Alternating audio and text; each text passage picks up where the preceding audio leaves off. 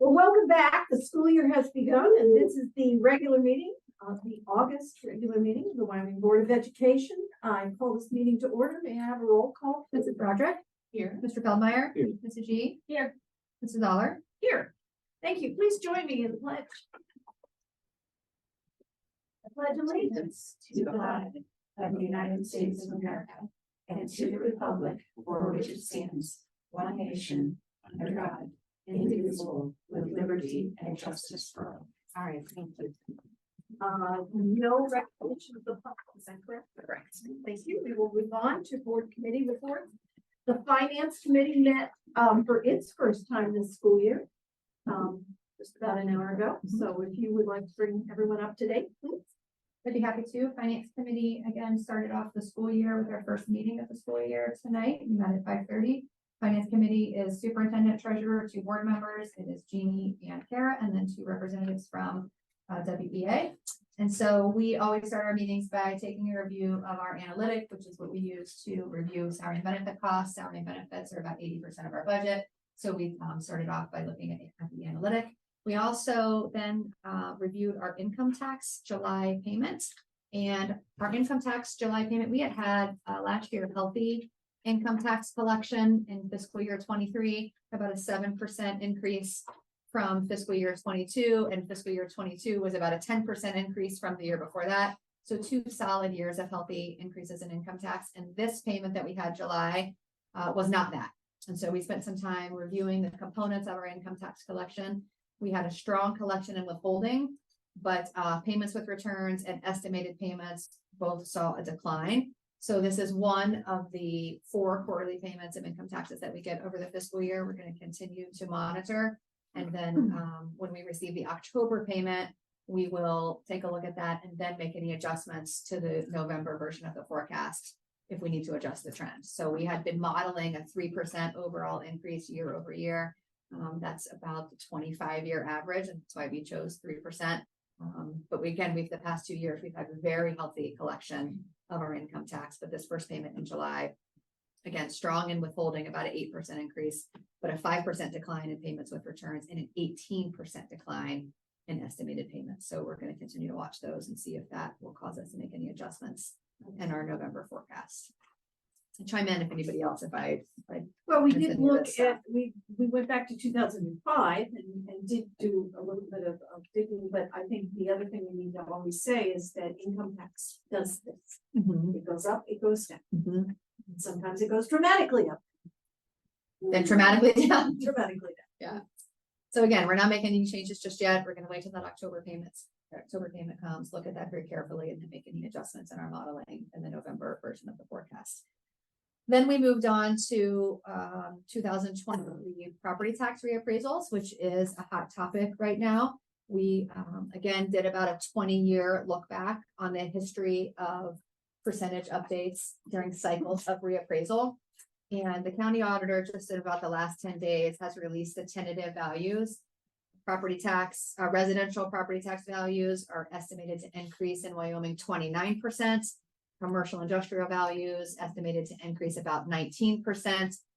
And so we took a look at that in comparison to the past 20 years. You have to go back to 2005 to get anywhere close. And that was a 16% increase in residential. And at that point, a 35% increase in commercial industrial. But other than that, we took a dip during the recession, about an 11% decrease, and then rebounded from that. And then in 2020, we had a 13% increase. So we took a look at those different years of reappraisal and what property values, how they performed. And then we looked at an example of a property here in Wyoming. And what we know about property taxes and everyone's favorite topic, effective millage. What we know is that when property values go up, the millage rate goes down. Ohio law requires that voted property taxes stay at the dollar amount that they were voted. And so the millage is what changes in that calculation to make sure that those voted levies collect the same dollar amount. And we looked at some examples. And so we went back to 2008 and we examined how much property values either increased or decreased, and then how the millage performed, how much did it increase or decrease. And we're not in the business of calculating the millage. That's the job of the county auditor and the Ohio Department of Taxation. But in our example, we worked through an example and saw a 29% increase in values result in about a 7.5% increase in taxes. And so we know that we just looked at one example, but the county auditor does that on the aggregate across all values in the district. So we'll be waiting on those tax rates. It'll be a little while before we have them. But we just wanted to make sure that folks understand, and we know House Bill 920 is very complicated. We know this issue of effective millage rates and valuation is very complicated. We know that it's a little unsettling to see a 30% increase in your values and think that that might translate into a 30% increase in your taxes. In Wyoming, it will not. Our effective millage rate is the largest proportion of our voted millage. Our inside millage is the only thing that would not change. It would result in additional tax dollars for the district. That's the other piece. We will not see a 30% increase in revenue. That's the other piece of the equation. So if folks want to chat about that individually, happy to talk through it. Again, it's very complex. We talk about it all the time in finance committee, but we talk about it all the time and it's still kind of confusing. So I think your example illustrates it well. I don't know if you were planning on doing it here, but if not, it's worth a chat with Rhonda to see her example. And I'm hoping that if there are concerned citizens like, oh, my taxes are going up, or my appraised value was 30% higher, does not translate into your taxes increasing by 30%. And not everybody knows that. Mm-hmm. And the other thing that I thought was interesting, I think finally at this finance committee meeting, I have a good understanding of inside millage. We talk about inside millage a lot, and I know our number, but inside millage. So explain this. Sure. I could do it, but I'll stumble over words. I'm probably going to stumble over too because it is complicated. So there are two types of millage. There's inside millage, which is, we call it inside because it is inside the provisions of the Ohio Constitution. And there's outside millage, which is voted millage. And inside millage in each governmental, I'm going to say section, when Ohio was established, the Ohio Constitution says that every I'm going to say governing area, because at that point they were all, if you know the history of how Ohio was developed, they were in those township squares. Mm-hmm. And so each square had a school and a governance, and then some of them became cities and some were townships. And so each governing unit is allowed 10 mills by the Ohio Constitution that is unvoted. No levies required. There's just 10 mills to work with. But in each of those boxes and in each of those sort of governance sections, the leaders of those areas had to get together and decide, well, we need roads, we need, city government, we need schools. And so they each divided up back in the 1800s, how the inside millage was going to be divided. And so each school district's inside millage number is different. Ours is 3.85. The schools around us all have different inside millage, and their corresponding cities, townships have different numbers, but the total is always 10. Right. And nobody ever voted on that. You got 10, and now maybe you call it kind of startup millage. You were allowed to build your roads and set up your schools. And then those taxes were assessed on the taxpayers of that governing area that then became cities, townships, and then as we know it today. And so ours is 3.85. That is exempt from House Bill 920 and does grow when the value goes up. So that is the only way that school districts get additional revenue outside of additional voted millage. So additional voted levies, because everything after that first 10 had to be voted on. And so that's why schools are in a cycle of levies. That's why we often say that, it's not a matter of if, it's when, because that is the cycle of how schools are funded in Ohio. They are voted property tax levies, because when you vote one, you vote the dollar amount. It's not allowed to grow when property values grow, except for the inside millage. But we call it because it's inside the provisions of the Ohio Constitution, not voted like our other millage. So when someone says, hey, my school taxes went up, that actually is correct, even though 920 would keep them down for this, or would keep them the voted millage down. Part. Your taxes will go up, but a very small amount, because this 3.85 is a very small amount. Right. I mean, you figure, we're collecting, our effective millage is 31 and some change.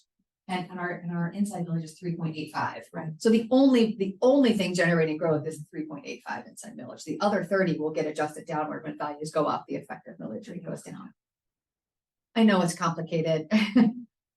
It's hard because, you know, people see that first number in terms of their assessed value and go, oh my Right. goodness, my taxes are gonna go up. I mean, there are some places in Butler County where 50% is not unusual in terms of what they've seen. Ours in Wyoming at 29% is our average. Actually, even looking at the list in Cincinnati, I mean, overall there was 32 or 32%, Yeah. it was 33.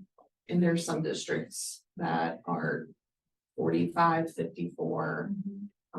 It was pretty But high it's jump. hard, you know, people have to keep in mind that doesn't mean your taxes are going up 29%, 55%, 48%. And that, in fact, we have had years when your taxes stay the same or possibly even go down. So we will. And we will again, like we were talking continue about, that. even within Wyoming, there's an average. If you're Right. above the average, Your taxes will go up more than the average. If you are below the average, your taxes might go down. right? Right. So because the calculation is done on the aggregate across the entire community. So, That's very helpful. We'll probably need to We can talk reiterate about it again. another time. Yeah. And then it changes when you start talking about operating levies or bond levies, two different things. Right. And we go on. So the next piece that we talked about is we did have a primary facilities update. Wanted to give, because we hadn't met, if the finance committee had not met over the summer. So just wanted to share that we were moving through phase 2 of primary facilities. We've partnered with Richley to do the next phase of the work, first community conversation scheduled for September 6th. And then we talked about on the calculation side of a new primary bond issue. We had been having some preliminary conversations just about how that worked. And we reviewed, because we now have our new assessed valuation, because we have that information, we could talk about the calculation for how much we are allowed to ask for the bond issue. And so those of you that have been around for a long time might remember that when we passed the middle school levy, we had to make a special request from the Ohio Department of Taxation and the Ohio Department of Education, and it's called special needs approval.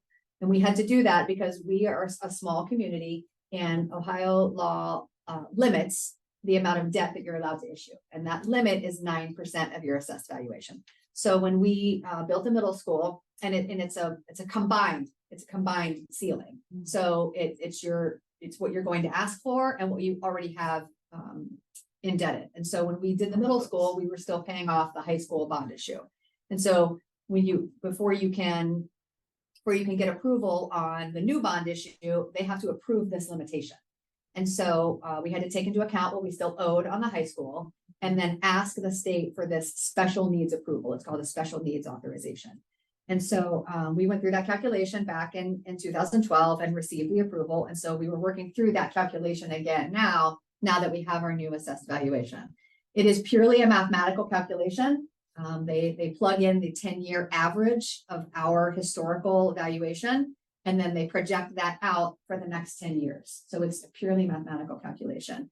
The difference is we are now looking at a 29% increase. We cannot use that increase, that 29% increase, in a calculation for the March levy. And we can't use that because even though the values will be finalized by December and the taxes that we pay in January will be based on those values, the state will not certify those values until July 1st. And that's because from January until June, people can contest those values. So while the taxes that we'll start paying in January will be based on those values, they're not certified until July, which means that we can't use that growth in this special needs authorization request until technically after July 1st. So what that means for us is we are in all likelihood moving towards a November 2024 bond issue because the spring issue just isn't going to work out for our designation. We verified that on the phone with ODE and the Ohio Department of Taxation this week. is that 100% they will not use the increased valuation until after July 1st. And so we were sort of waiting to see that what that valuation is to make sure that we had our planning appropriate when we think about new potential options and the cost of those options. But just because of the timing, we want to make sure that we can capture that. And it really allows us to have conversations about the best possible solutions for our primary schools. And so we're pushing our timeline then off of March into November. Right. Oh, at least, yeah. the earliest, right. Well, the mathematical calculation can't take effect until the November levy, November election, which means that the timeline for that, because we have to go through this process, it's an earlier timeline. And we knew that even with a March, we were planning on the earlier timeline, which means that we would need a decision by about July 1st. Which corresponds nicely with doing the work this school year, wrapping it up in the spring, and then making a decision by July 1st for a November issue. Yeah. A lot of it's. And I think in terms of facilities, I mean, you're going to talk about it a little longer, but a little later, you were looking at a whole new process anyway, in terms of Right. our connection, literally. So Yeah. this just kind of codifies the financial Right. side of it as well. Yeah, it was right alongside of the shift that we were looking at forever. So I think I got everything. that is a big shift. Yeah. Yeah. Yeah. I think so. I mean, I think the whole business of refunding, we've tried to be good stewards in terms of, over the years, the bond levies we've had to call them refunding when it's a bond levy, what we do with our houses and refinance our mortgage. And so we have stayed together with that, but, Taken advantage of a number of those Yeah. opportunities when it was the right thing for us to do, and that results in savings to our taxpayers. I can remember at one point there was a law change in 2017 that made us jump quickly to do a refunding before the law went into effect that put us off, I think 20 years. Even. Yeah, our opportunity to Run again. take advantage of that was going away, just going to expire at the end of 2017. So we So- moved quickly and did a refunding, and I think we're going to reap the benefits of that refunding in the next few years. Absolutely. Continue to. Right. Yeah. And that was the conversation we had too with the high school levy and bond levy that will come to its end in December 24th. All right, thank you. And we're staying on top of it. If only we could predict and know exactly what's going to happen. All right, thank you. Citizens Advisory Committee is up and running and getting ready for its first meeting tomorrow. First meeting tomorrow, yeah. And so later on the agenda, I know we'll be welcoming some new community members to the team. And then we'll be discussing 3 studies this year. And so those studies are student internships and career partnerships as one study. We'll be looking at food service operations and student experiences. And then we'll be digging into artificial intelligence and how can our educators utilize artificial intelligence to support their educational program. How can students use that in ethical ways? And then what are the pitfalls that we need to be careful of? And so I think that'll be a fascinating and certainly a timely study. So we are looking forward to just some great dialogue and lots of learning from those 3 studies this year. John and I will be with you. Absolutely. Okay.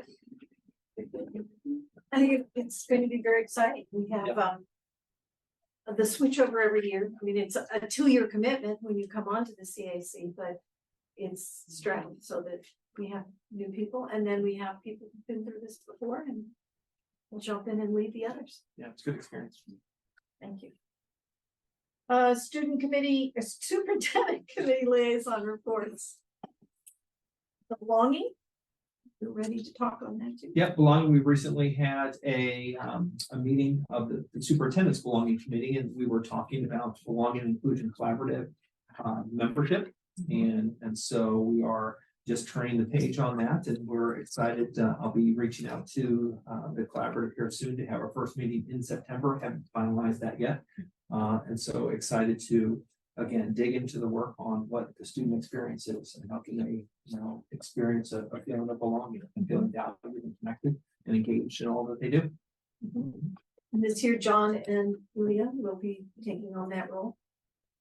Since we're going to pass the organizational chart later, I'm gonna name people this year. I think that's good, yeah.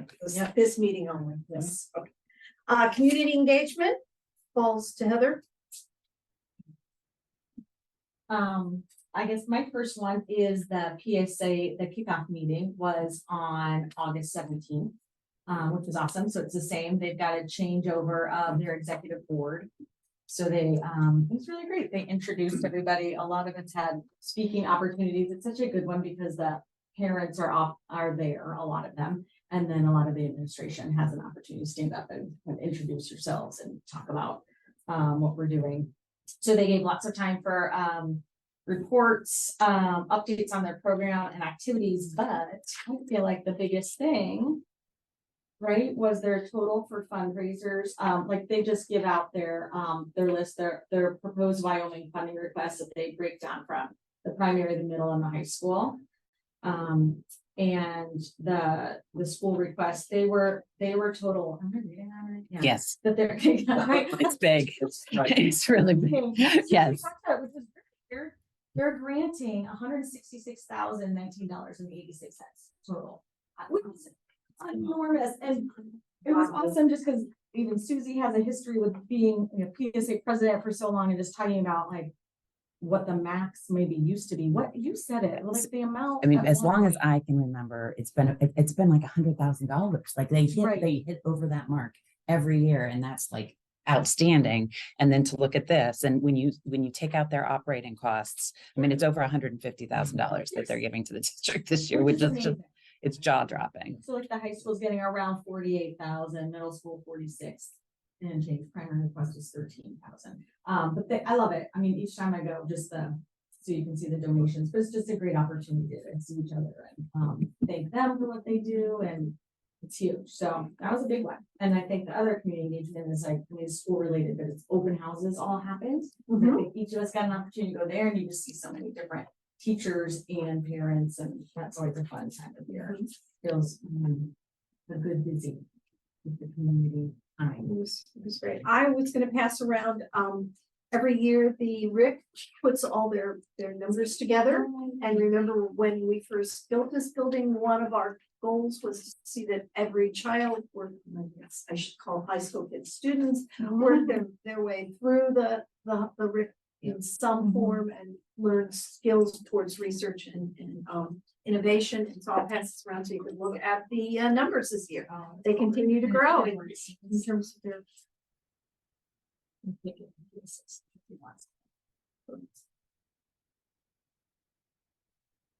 Other activities? I don't think, were there other meetings for, there wasn't the, like the city school one? No, the city school. And.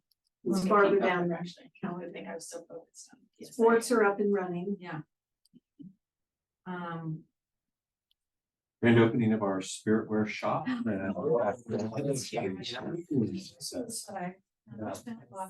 Yeah, that's turned out to be really just a great hit. Yeah, it's Very impressive. It's really nice to have that resource for students, staff, community members. It's great. Yeah. I think, Susie, you were going to look at some future events. Yeah, that we looking wanna- forward, wanted we've to got highlight. great things coming up. This week, we've got fourth grade music options for parents and students where they get to try out the different instruments to start their instrumental music studies.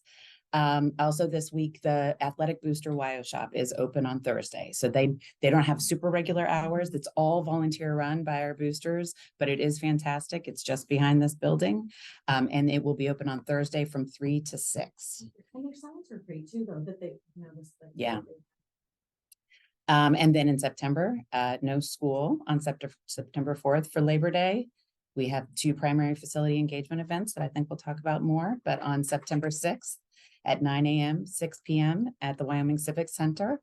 There's information about that posted in businesses. There's emails that have been sent. There's a flyer, a mailer that'll be in every house in Wyoming talking about that to raise awareness. We have the primary schools are putting on an info session on literacy instruction on September 7th at Elm Cafeteria at 6:30. The Wyoming Athletic Hall of Fame induction, the annual induction, will be on Friday, September 8th at the high school. And then the next day will be Harvest Fest. So, and the deadline for people who want to get their RSVP in is September 6th to get that in.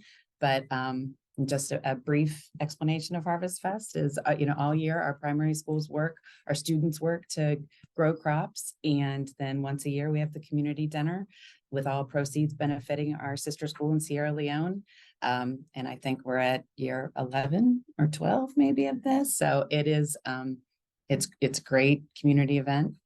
Then we've got, because the last thing before our next meeting would be, we've got a college application process night at the high school for 12th grade students and their families. That's on September 12th, 6:30 p.m.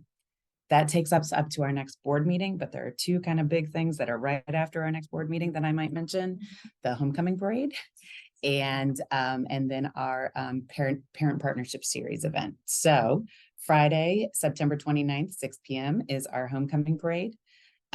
Any groups, any youth organizations outside of our high school students who'd like to participate, just can reach out to me or send an email to info@wyomingcityschools.org. I can walk them through that process. And then our parent partnership series will be October 5th, 6:30 p.m. This 2 or 3 times a year, we have events where we bring parents together and we share information. And then we kind of turn and talk to each other and parent to parent kind of talk about what's working in their homes on different topics and growth opportunities. This one will be on social media.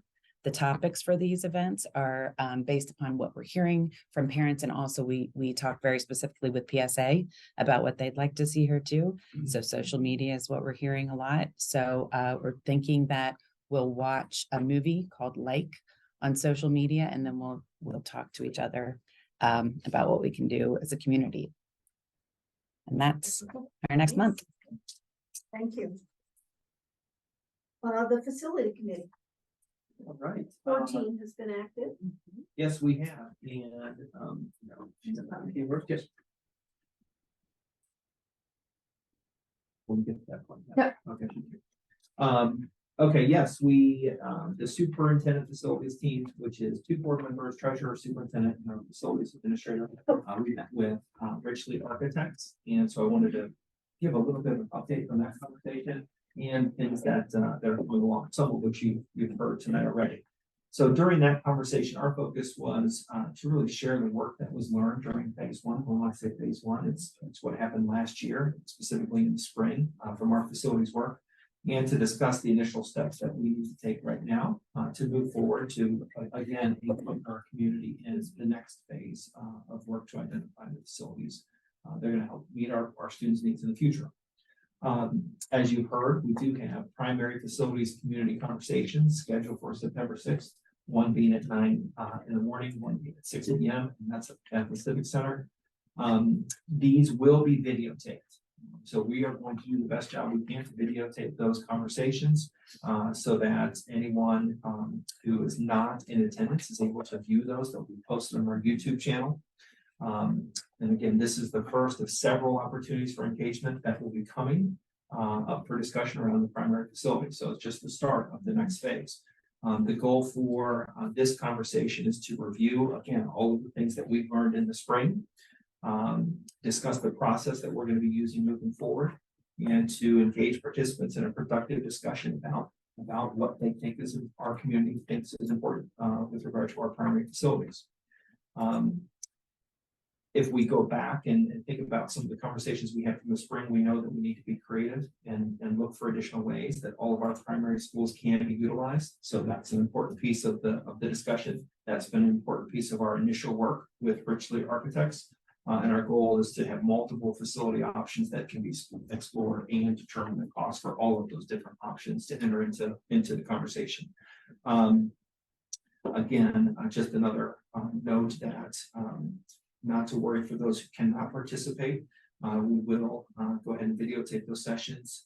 We will we're going to try to work to establish opportunities so that anyone who's not there can still engage in providing feedback as similar as possible to the feedback that's received during that conversation. We're going to try and make sure that we give opportunities for folks at home to still provide that feedback.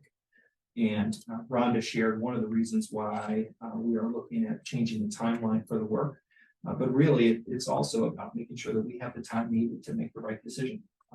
We've said, as we really work through the spring, the most important thing that we can do is to write a decision that supports our students, our staff, and our community. Another important piece that I wanted to share, and we'll find other ways to get this out, but to address questions that come up as we continue to move forward with this work, we will be holding community coffee sessions every other week.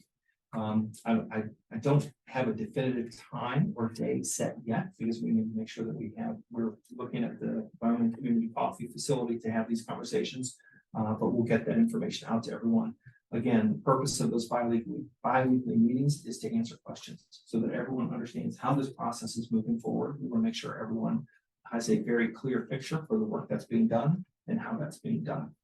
And so when we do that, we'll have 2 representatives. Those could be board members, administration, members of the new primary facilities committee that is being put together now. But we'll have 2 folks there to answer questions that come up. So, I just want to end on reaffirming the goals that we set in the spring. And so as we ended the last school year, we said these were our goals. We want to make sure that we're identifying factors to be considered in the development of our primary school facilities. What are those most important factors that are at the top of that list? We want to create a communication structure that increases awareness and everyone's ability to participate. So those are the things that we're trying to work towards now. We want to review and revise the timeline, which you can see is at work now.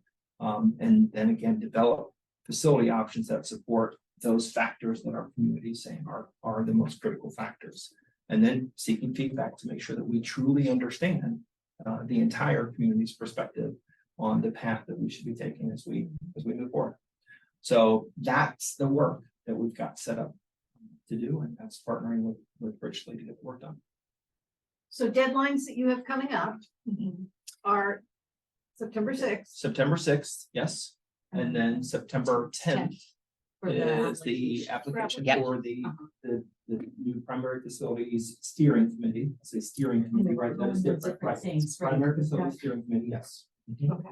Yeah. And the people on the steering committee should go to our website, fill out the application form, and we want to get a representation of Wyoming. That's So right. we'll be working hard to Exactly. get It's on the So homepage of the postcards. website. It's on the homepage of the website. Mhm. Postcards did. Yep. We're mailed out to all households. They have not been received in yet, process, but they are, right? yes. Okay, oh, that's true. That would be your other. Yeah. Right, so those are Yeah. coming. So yeah, be on the lookout for those. Yeah. And we've sent it to Golden Cowboy Club, that's still booming. It went out in the city newsletter this week, and I'm getting people who say, sign me up for the Cowboy Club. So I know things are being read. So it's good.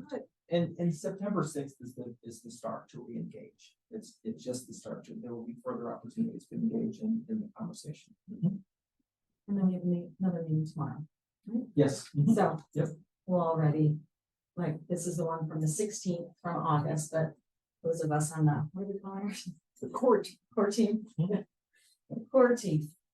We get some. All right, planning and goal setting. Nothing to report other than a date set for our first meeting. September 13th. Policy review committee. That's coming up. I'm just gonna be in. It's coming up soon. We are looking to schedule a meeting on September 12th.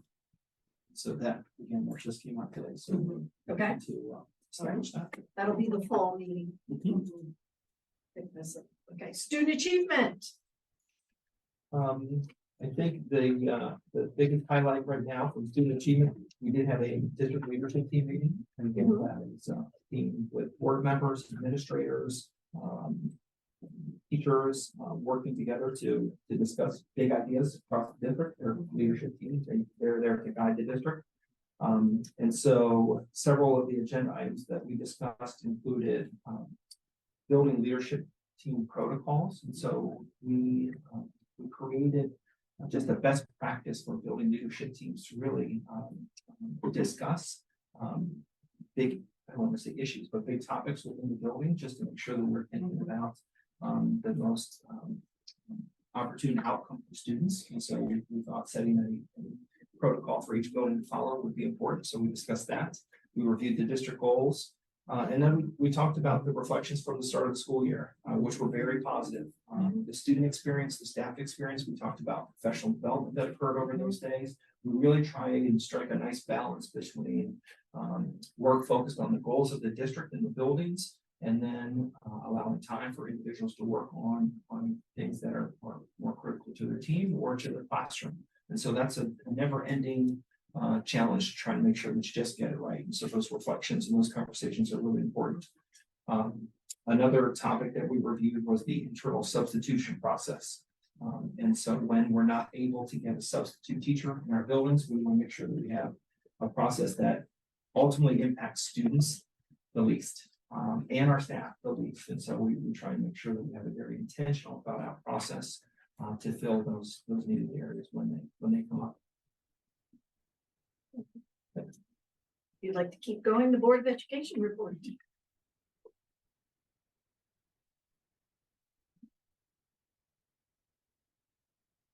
Like that. Yes. Okay, very good. All right, very good. So going back to our CAC, we're just really excited to have our new members joining us, and so we'll meet them tomorrow.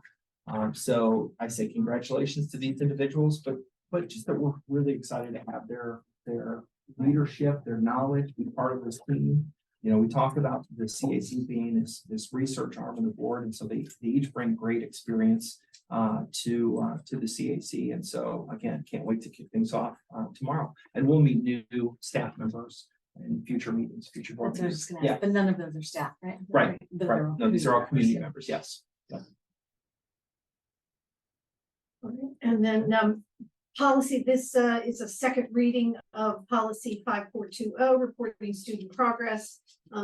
It's really just kind of an update of concerning the primary. Right. It allows for Reports. flexibility with the primary report cards to be reporting on a different schedule compared to the middle or high schools. Yes. Right, and I think Dr. Krishner kind of, by talking about the report card, kind of gave us an idea of where that was headed. Yes. The career tech education waiver. Yeah, this is a waiver that we do each year, and when it comes about because we don't have a standalone course for career education at our school. So when you don't have a standalone course for that, then you have to have this waiver, and so this is something that we do get approved each year. And the Board of Education and Superintendent Committee assignments. Yeah, these are new assignments as we look for this year. What we want to share. I would just say that maybe we decided last year to change it. Typically, we do that at our organizational meeting in January, and then we were finding that some of us, when we were switching, then we were switching in the middle of the year. So Yeah. I think it kind of started with timeline is- CAC, the Right. timeline felt a little wonky, so that we discussed it a few years ago. And that's why it's a little different now, that we thought it's better for us to switch at the start of the school year versus the start of the calendar year. Right. Yeah, it really makes sense with the CAC and the Belonging and Inclusion Collaborative. Mhm. I think perhaps in thank you to Jim Hill and Toy Wall, who are both serving as liaison members of committees that support the board, and the fact that they're giving their time is recognized and thanked. Yes. Okay, we also are looking at compensation for our treasurer and superintendent, which this year when we do our evaluation, we have come to a conclusion on that, and so we'll move on that one. And transportation routes, the buses are running. The buses are running. It is a requirement of Ohio law that the board approve. They have to be on route to the building. And our board policy says that the superintendent or his designee has the authority to make any adjustment as necessary. in the transportation route. So certainly those, making little tweaks here and there. Made a pretty nice change to get the Vermont route on time, and I think that's working very nicely now. So it's, this is a bumpy first few days, but now it's doing really well. Now, some of that will be affected by both Compton Road and Vermont. Everything's being Yeah. affected by Compton Road in Vermont, but we're working through it. Do you feel like they're more on time? I mean, through the bumps, it's still so early on, but like with the time change for middle school. The time change has been is super helping helpful. the Yep, super helpful. route. Elm always runs pretty good. Hilltop has been in different years, had some challenges. with their getting, one of their buses would sometimes run late, but it's running really good.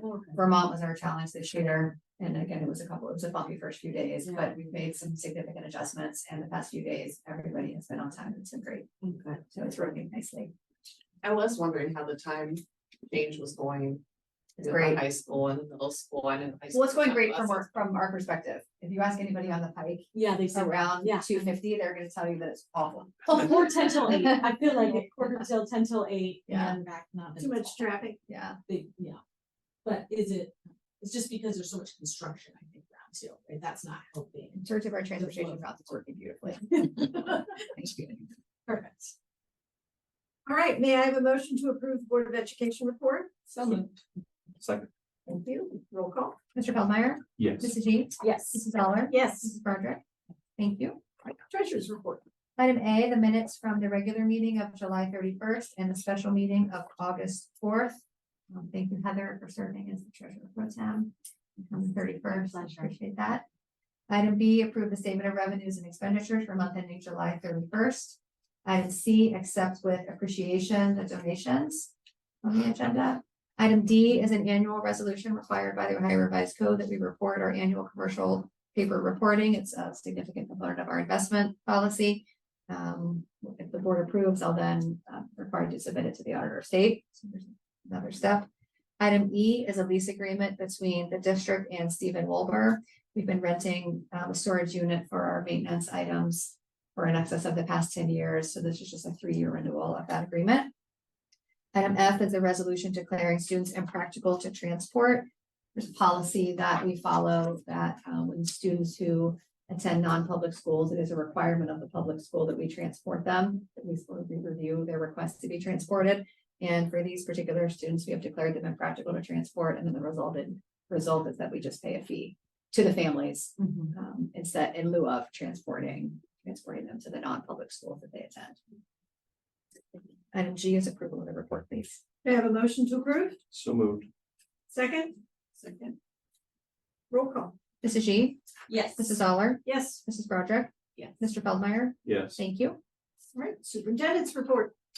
Okay, I have several personnel items. Number one is to accept a resignation for a staff member that has come in, and that's Mike Anderson. And Mike is going to be moving to an elementary counseling position in another district. And just want to say thank you to Mr. Anderson for all the ways that he has impacted others in so many ways, and wish him the best of luck. Thank you. Number two is recommendation for new personnel, Sarah Ruffner. She is going to be a long-term substitute teacher in kindergarten at Hilltop. So we're excited for her to work with our youngest kiddos over at Hilltop. Number three, I'm gonna make some changes to the agenda if I can. And I would like to remove Gila Johnson at this time from the agenda, and Liz Bitzer from the agenda at this time. And then we'll review that at a different time. But number three is then a recommendation to approve non-athletic supplemental contracts. Number four is recommendation to approve non-athletic supplemental contract changes. And so you can see on the agenda, there's 3 different groups here. The first group is it's reflective of our new process with department chairs and BLT members. And so it's separating those two. And then the next 2 groups are to share supplementals between those individuals. So it's splitting the supplemental up into 2 different so to share those with 2 individuals. Number 5 is recommendation to approve non-athletic supplemental percentage corrections. And number 6 is a recommendation to approve the rescinding of this non-athletic supplemental contract. Number 7, athletic supplemental contracts. You can see the ones that we're recommending for approval. Number 8 is a recommendation to approve payment for freshman orientation for these individuals who work during that experience. Number 9 is a recommendation to make a horizontal position salary scale change for this individual, and that comes with hours that have been turned in. Number 10, recommendation to approve payment for application boot camp, and thanks to these individuals for really supporting students through a challenging process, a nerve-wracking process. It's a big deal. Number 11, recommendation to approve performance-based stipends. That's $150 per event. And again, these individuals are supporting students in all of these events outside of the school day. And you can see many events. Our kids are very engaged. And so we thank these individuals for supporting students through all of those experiences. Number 12 is recommendation to approve payment for tennis camp. Number 13, recommendation to approve this high school flex position. Again, this is another type of a supplemental contract, and it allows us to try different things. It's flex because it's flexible each year, and Colts and Cowboys really supports students who are new to Wyoming City Schools at our high school. And number 14, recommendation to approve additional class or sections and payment for those. And this is to the individuals who teach beyond what a typical course load looks like. Number 15, recommendation to approve our volunteers. All of these individuals have gone through Raptor. Their checks, 25 pages of volunteers, which is just absolutely amazing. The volunteering that we have alive and well in Wyoming City Schools is phenomenal. So that's a big deal. And so now we switch over. Item B is a recommendation to approve the overnight field trip, our senior trip to Washington, D.C. You can see the dates there are November 17th through the 20th. Item C is a recommendation to approve Maximum Healthcare Services, the agreement with them. And that agreement is in support of students who have very specific medical needs and supporting them as defined in their IEPs. And that is it. Item D is just the approval of final report. Okay, may I have a motion to approve the superintendent's report minus the two changes? Yes. So moved, and I'll second.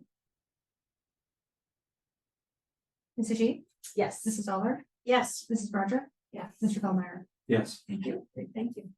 All right, superintendent's update.